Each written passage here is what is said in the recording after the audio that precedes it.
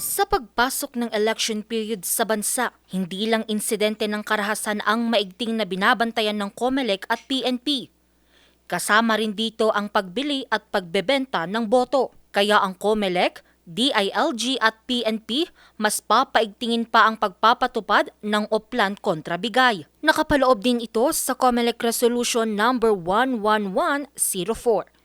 The purpose of this Contra Bigay is to level the playing field, to curb inefficiencies, protect the vulnerable, and to balance interests.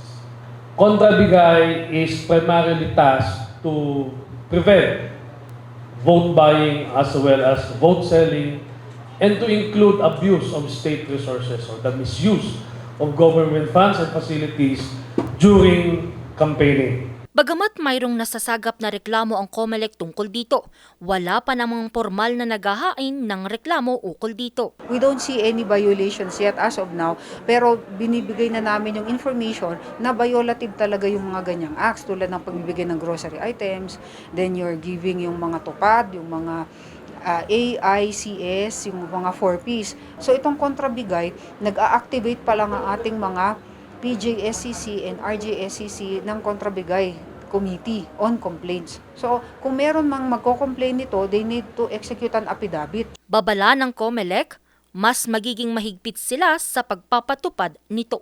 As much as possible, mag-focus tayo dito para wala nang masyadong hinuhuli at pinoprosecute.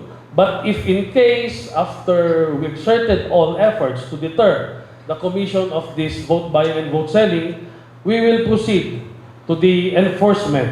Nakakatakot po ito ngayon kasi very strict ang COMELEC when it comes to violations. Pwede kayong kasuhan po at kung na-find out kayo na talagang there is probable cause at talaga pong na-convict kayo dyan, you can also be disqualified. Kaya naman sa nalalapit na election period sa Mayo, isa lang ang pakiusap ng COMELEC. So sana po during the campaign, sana tatandaan po natin palagi para sa ating mga aspirants na sana po ay respeto natin ang isa't isa, ang kapwa mga katunggali sa politika para po maging tahimik po ang ating eleksyon.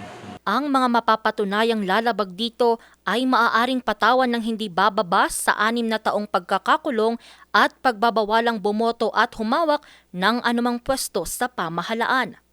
Ang mga lalabag namang partido rito ay pagmumultahin ng 10,000 piso.